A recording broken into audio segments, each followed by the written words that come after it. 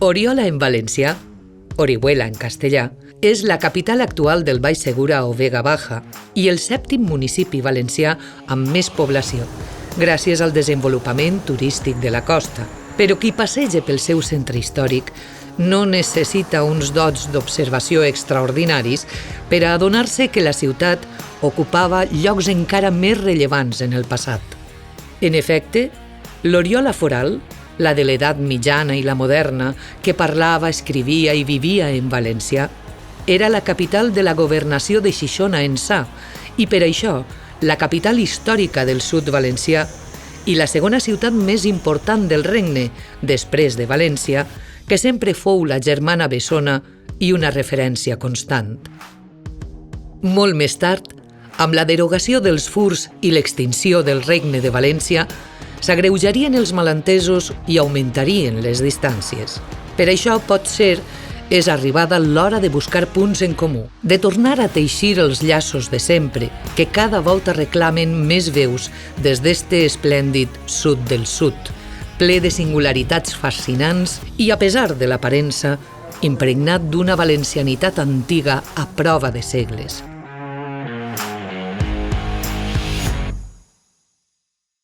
Valencia era la capital del reino, era cabeza de gobernación y Orihuela era la otra cabeza de gobernación. Orihuela fue, desde la Edad Media, la segunda ciudad más importante del reino valenciano junto con Valencia.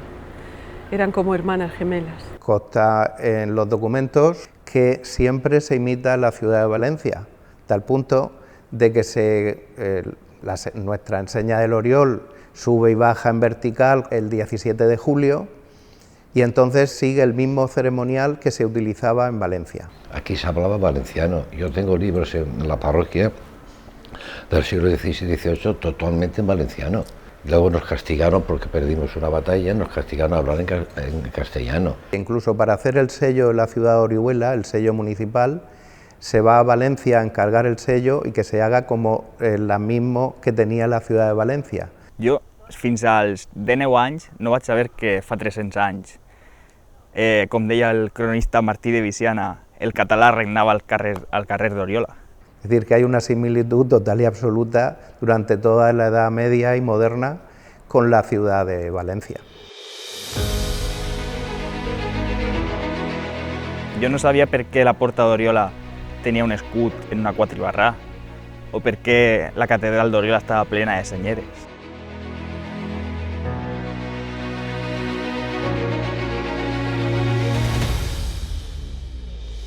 En Orihuela yo creo que hay más barras de Aragón que en Valencia, porque es el escudo del reino. Otra de las cosas de semejanza es que Valencia es la primera ciudad que tiene imprenta en el Reino de Valencia y Orihuela es la segunda ciudad que tiene imprenta. Y se establece en el Palacio Episcopal en 1603. Imprime en latín, imprime en castellano para Murcia o imprime en valenciano para Orihuela, el Libre de Capitol de 1613. Que todos los moriscos de este reino, así hombres como mujeres con sus hijos, dentro de 3 días de como fuere publicado este bando en los lugares donde cada uno vive y tiene su casa... El 1609, la corona decreta l'expulsió dels moriscos, els descendents dels pobladors valencians anteriors a la conquesta catalano-aragonesa, que ja feia segles que parlaven àrab i practicaven l'islam.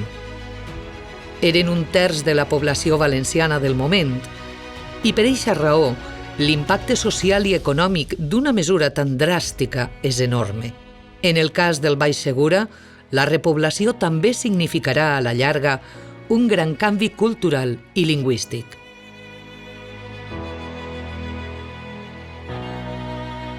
Eixe buit poblacional cal reomplir-lo.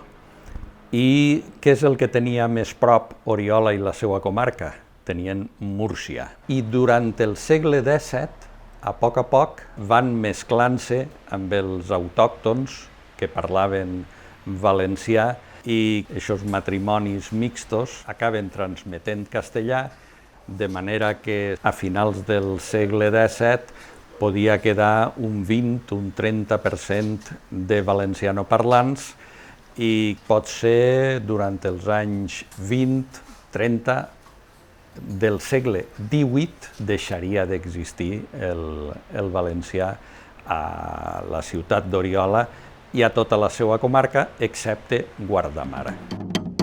La castellanització s'accentuarà més encara amb el canvi de dinastia, l'arribada al tron d'Espanya de Felip V de Borbó, el decret de nova planta del 1707 i la consegüent assimilació política y lingüística a Castella. En la primera mitad de 1707 están escribiendo como notarios en valenciano y en la segunda mitad de 1707 escriben en castellano. Cambia el tamaño, utiliza el papel tamaño folio, el papel timbrado, que es un impuesto que se paga, y firman como escribanos. Entonces, utilizando la normativa de Castilla. Ocurre con los documentos municipales, en las actas municipales, y ocurre en los registros notariales. No en las actas del Cabildo de la Catedral, porque ellos cambian antes al castellano en 1704 por ser la lengua de todas las iglesias españolas.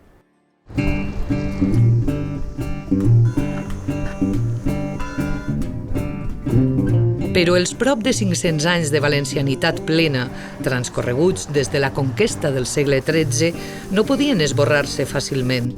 Per això, encara ara, 300 anys després de la nova planta, Oriola i la seva comarca mantenen costums i tradicions, cognoms, noms de llocs, devocions religioses, paisatges i usos de la terra, patrimoni arquitectònic, cultura gastronòmica i fins i tot una parla popular compartida amb la resta de la població valenciana.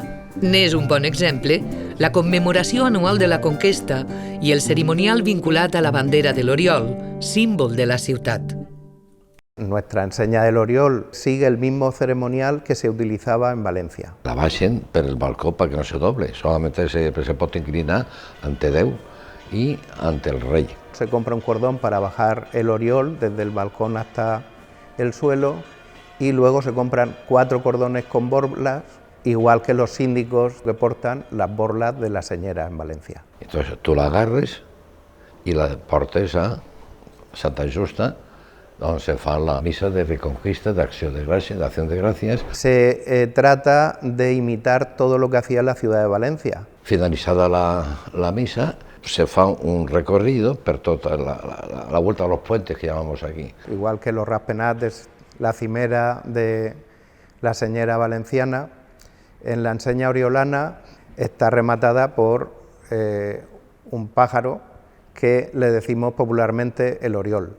Una oropéndola, que era un pájaro pequeño, y hace unos 3 años que se estuvo estudiando el cambio del escudo de la ciudad, y cuando hablan del escudo de la ciudad nos dicen que es un halcón, que es el gerifalte, que es el halcón más grande que existe, que además en el siglo XVI va rodeado de una leyenda y significa que ese halcón, ese gerifalte, está representando a Jesucristo, y sería probablemente el escudo que traían los conquistadores cuando vienen a hacer la conquista de este territorio musulmán. Com en tantes altres comarques valencianes, el culte a Sant Vicent Ferrer i el record de les seues predicacions es manté ben viu. És patró d'Algorfa i se celebra la seva festa a Albatera, Bigastre, Torrevella i especialment a Callosa de Segura, on una inscripció al costat de la porta gòtica de l'església de Sant Martí evoca el pare Vicent, que també va deixar senyal a Oriola. Que estuvo aquí en Orihuela, donde dejó su palabra y dejó la cruz de la muela. Dijo que lo único que espantaba a los demonios, el mal, no eran las gárgolas de Santa Justa que asustan a los espíritus inmundos, sinó la cruz de Cristo. La devoció a la Virgen de Montserrate, des dels temps fundacionals de la conquesta catalana i aragonesa, és un altre signe de la identitat original que Oriola ha mantingut. En això coincideix amb el poble de Picanya, d'on és també patrona, i amb Catalunya, d'on prové l'advocació, modificada lleument així per un litigi amb el monestir de Montserrat. Como Orihuela en su momento pues había sido repoblada por castellanos, aragoneses y catalanes, que cada uno de estos grupos pues trajeron el nombre de la patrona de su región, la patrona de su patria chica, y entonces se decidió por sorteo y salió el de la Virgen de Montserrat.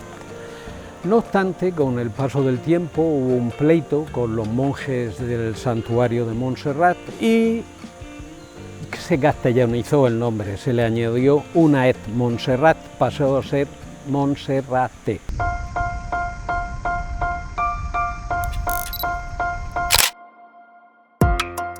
La toponímia és un altre dels àmbits on el valencià perdura.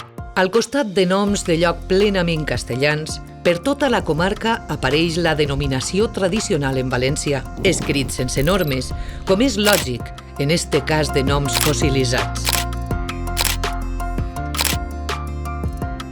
Un altre territori que no pot amagar l'arrel valenciana és el dels cognoms. Juntament amb els llinatges castellans aportats pels repobladors del segle XVII, trobem els valencians originalment catalans. Retolen places i carrers, apareixen en rètols de negocis i són inconfusibles als cementeris, els llocs on es poden observar millor els cognoms de les persones. Este de Rafal n'és un bon exemple.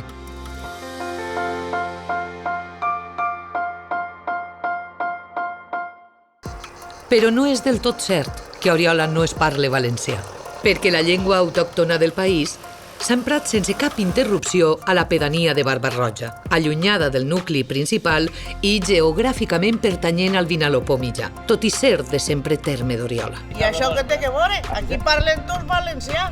I això com és? Perquè a Oriola tot el món parla castellà. És que Oriolo antigament era valenciana. El que passa que els anys han passat molts anys i... L'altre municipi del Baix Segura on es manté el valencià com a llengua materna és Guardamar, el límit sud del domini lingüístic del català valencià, com recorda el monument que s'alça a una de les places del poble. Com en altres llocs, el valencià està així molt pressionat per altres llengües més expansives, però això no ha impedit que es conserve un parlar ple de localismes ben genuïns i interessants. Guardamar té un 65% de població de nacionalitat espanyola, però n'hi ha un 35% que són, sobretot britànics, la meitat, però tenim noruecs, un 10%, tenim alemanys, cada volta hi ha més belgues. Realment la llengua dominant ara a la zona rural de Guardamar no és ni el castellà ni el valencià, és l'anglès. Jo em dic Eugènia Campos Aldeguer, jo soc de Guardamar, nasquí, cresquí aquí a Guardamar i jo m'he passat aquí la vida entrega. En esta zona de Guardamar, entre els pescadors i els llauradors, a l'hivern, quan no hi ha turistes, el valencià és majoritari, molt majoritari en la població major de 60 anys, se sent bastant entre els de 40 i 60 i se sent molt poc entre la gent jove. La gent que te coneix de tota la vida et parla en valencià i si la persona no coneix, et parla en castellà. Però només veure-me, només conèixer-me ja, se dirigeixen a mi en valencià. La gent d'una certa edat diu la cuchara, cerca per prop. Curiosament, a Guardamar no coneixen vesprà ni esprà, diuen la tarda. Però és que després, curiosament, tenen altres paraules que a València o a Elx són tingudes per paraules literàries, no? Diuen, me'n vaig pensar, me'n vaig penjar, la mar minva, per donar uns poquets exemples, no? Aquí la gent no camina, aquí la gent navega. He tingut fa poc un xiquet de 6 mesos ara i jo li parlo també en valencià. Aquí tot el món a Guardamar diu abans. A València tothom diu antes. Ningú de Guardamar li dirà a uno de València que antes està mal dit. La gent de València no mos en perdonen ni una. El guardamarenc té un complex d'inferioritat enorme. Si tu vens de fora, com sigues d'Alcoi cap amunt, no te parlaran en valencià. Mon pare és castellano parlant, ma mare és valenciano parlant, però quan jo nasquí, mon pare començà a parlar-me en valencià i ara l'entorn de ma casa és tot valenciano parlant. Més entre la gent d'una certa edat i en entorns rurals, però no només, està igualment molt viva a tota la comarca una varietat del castellà vinculada al parlar de Múrcia, però amb una forta presència de paraules procedents del valencià. El professorat de valencià ho sol remarcar als seus alumnes.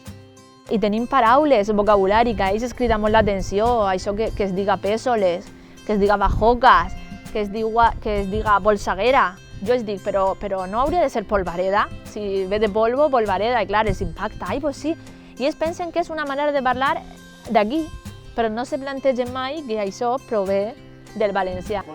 En una conversa espontània, quan es fa servir un registre despreocupadament col·loquial, este lèxic apareix amb potència, sobretot si es parla sobre la terra, els costums o la cuina popular. La gravació la protagonitzen 3 veïns de Redovà.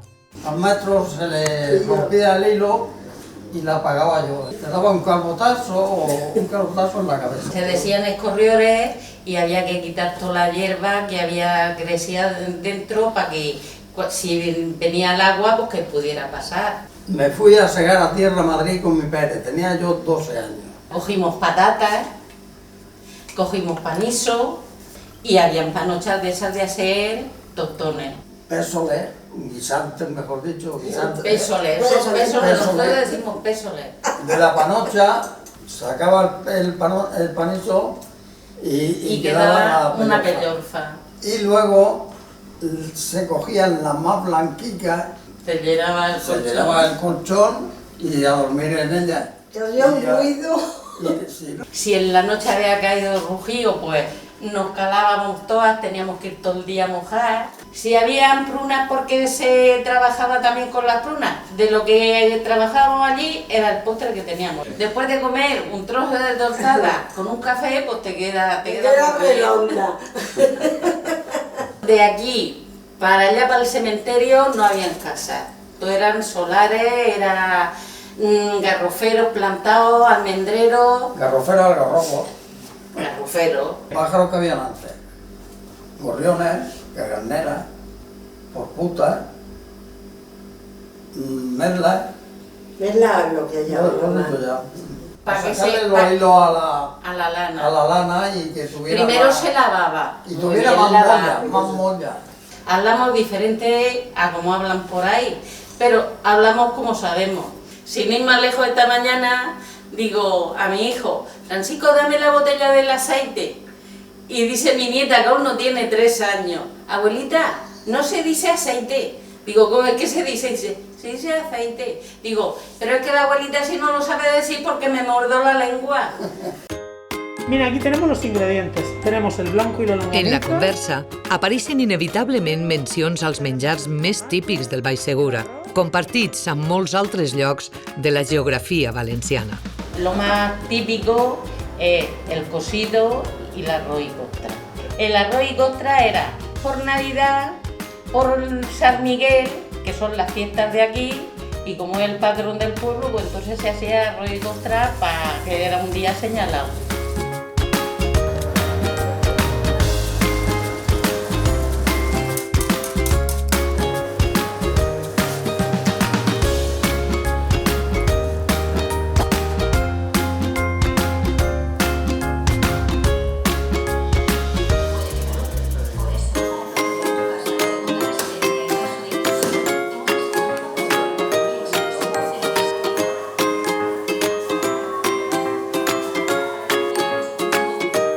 Ja hem sentit com són les tortades de Redovà.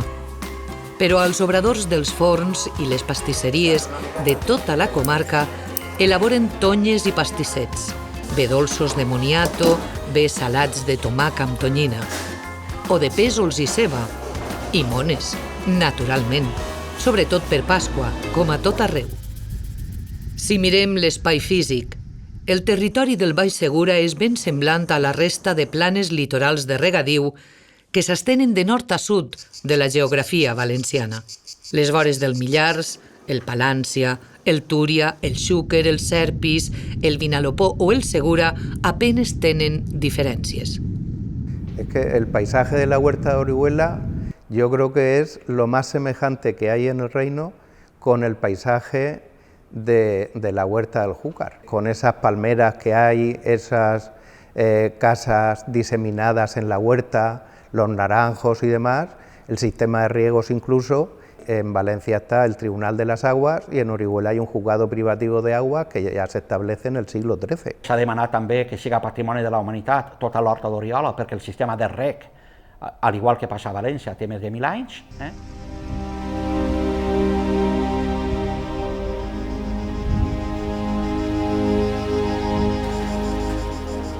I no acaben així les semblances.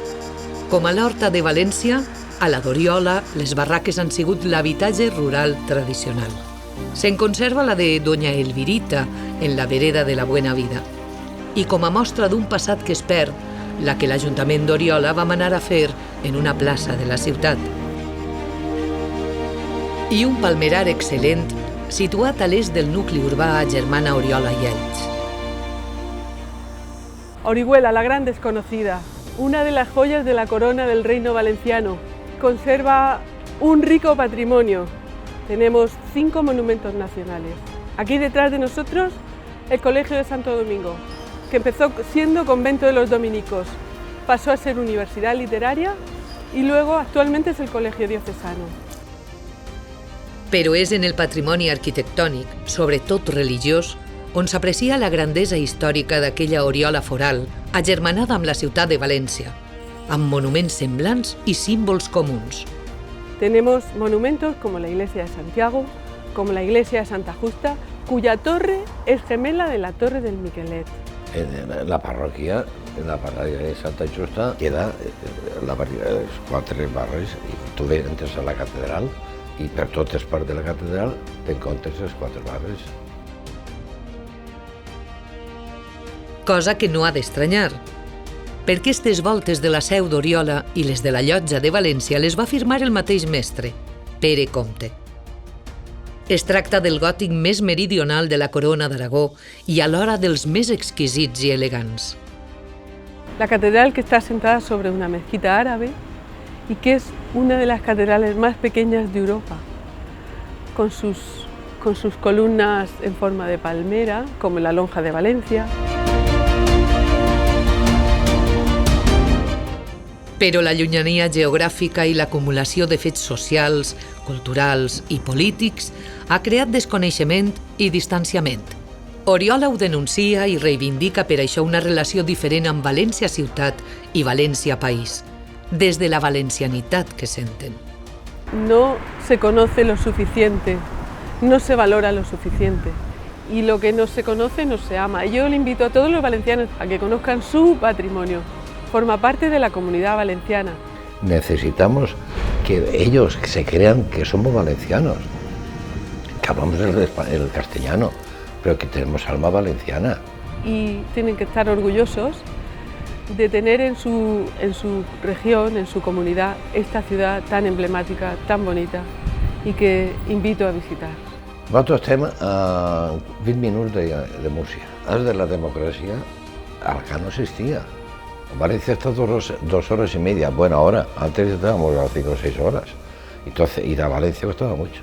Todo eso ha creado ahí un ADN de no ser protegidos, de no ser queridos. Orihuela ha querido amar mucho a Valencia, se siente valenciana, pero no nos sentimos tan amados y tan correspondidos como Orihuela se merece.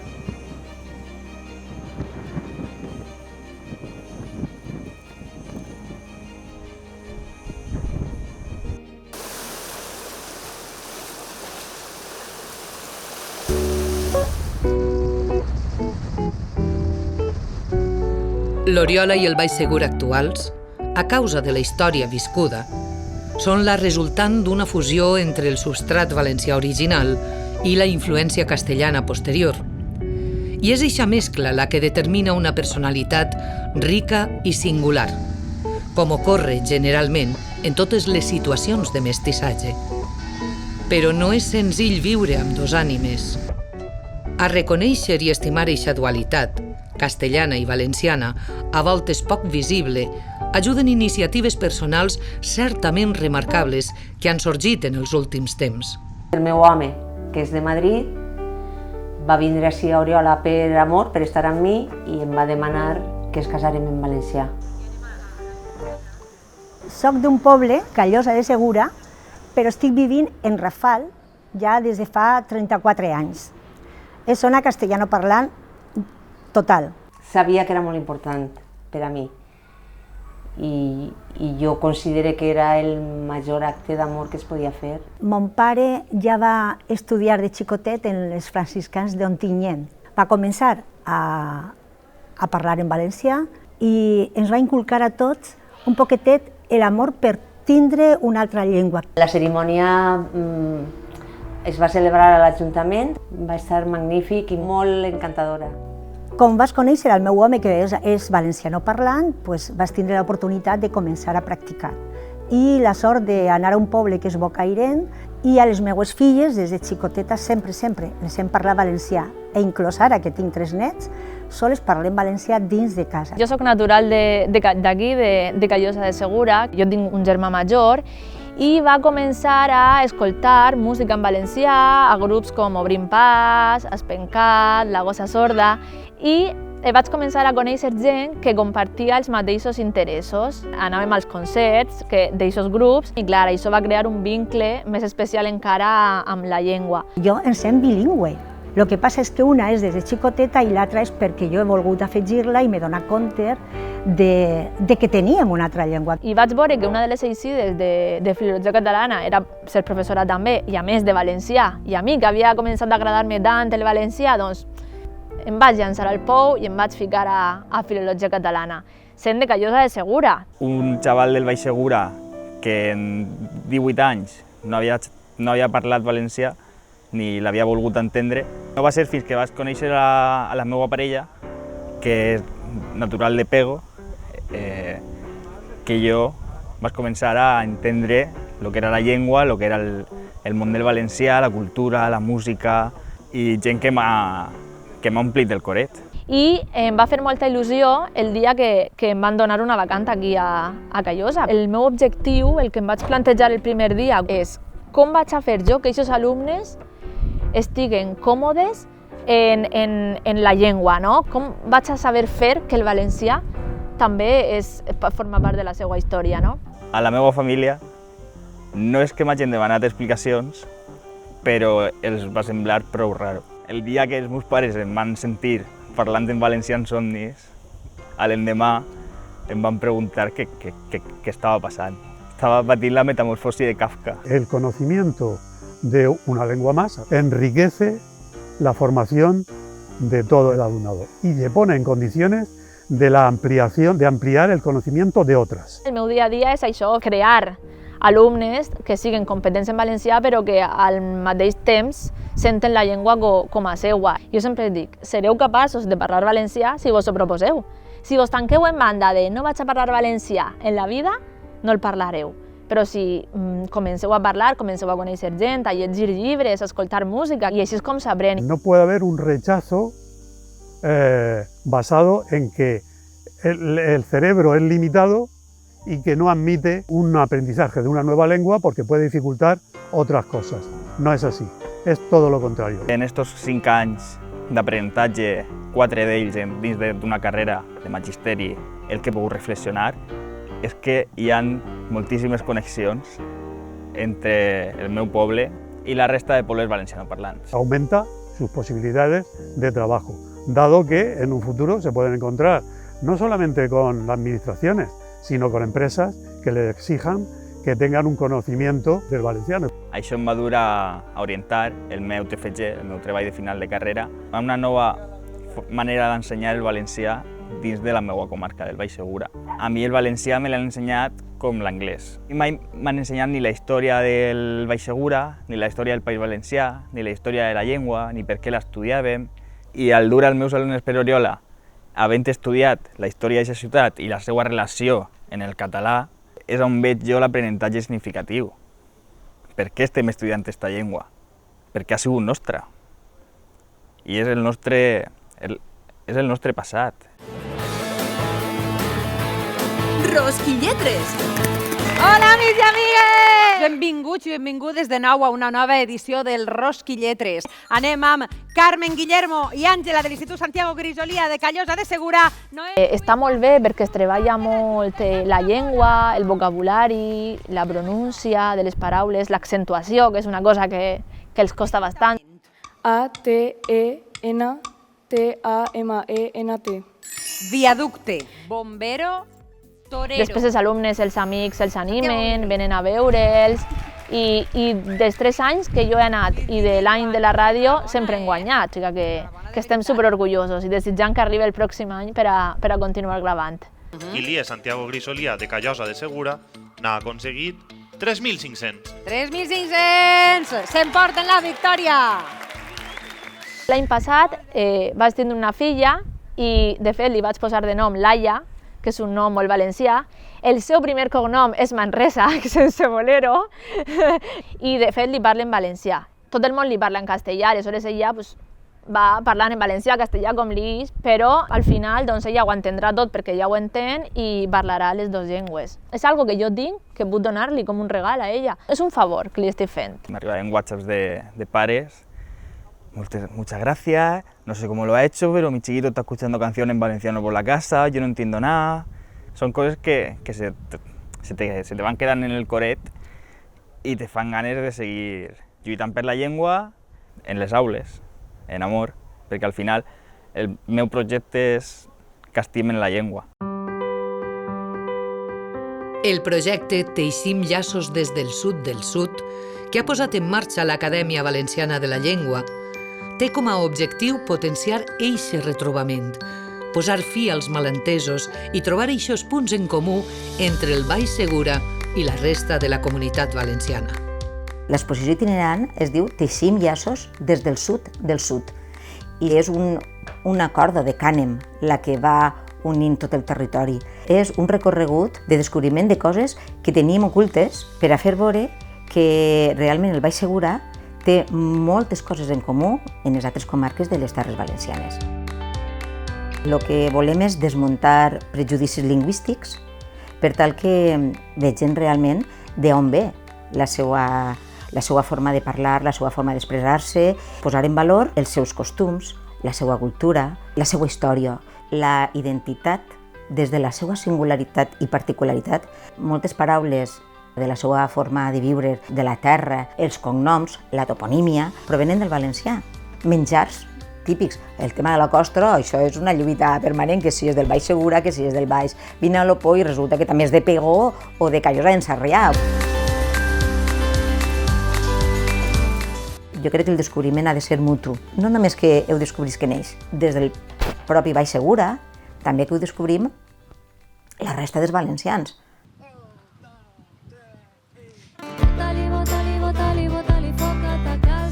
Cris de la cendra, la senda. Obrir les veles, el vent ens portarà. Cris de la cendra, la senda. És El Camión de la Basura, un grup format per joves de diversos pobles de la comarca que experimenta cantant també en valencià. Bota-li foc és un primer treball en la nostra llengua i en preparen un altre. Se senten mestissos y volen tendir ponts. Sentíamos que realmente la música en valenciano había tenido una influencia muy directa en lo que era la banda. A raíz de unos profesores que tuvimos en el instituto, fundamentalmente.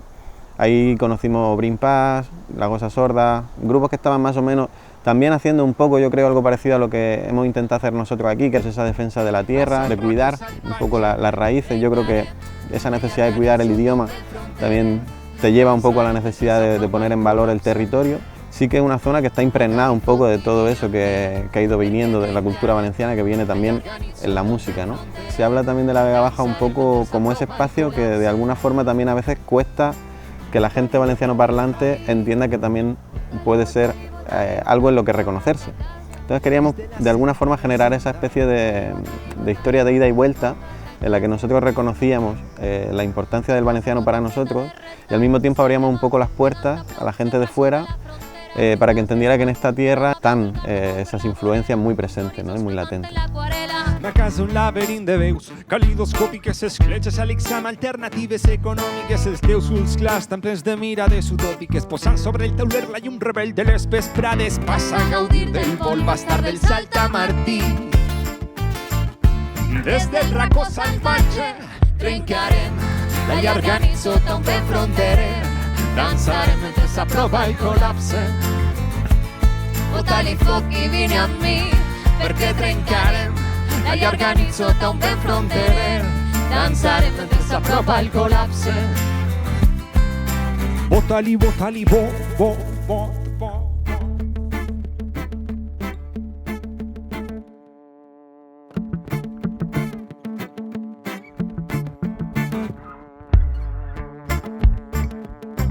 Caminant hem après a vencer el vertigen. Caminant hem après. Caminant hem après. Venim del vent calent, de la pols del desert. Respirem del foc blau i l'espurna. I l'espurna. Tenim volcans als ulls, la casa oberta. La casa oberta. Un paisatge dins del pit, creixant la sembra. Trencarem la llarga nit sota un vent fronterer. Dansarem mentre s'apropa el col·lapse. Bota-li foc i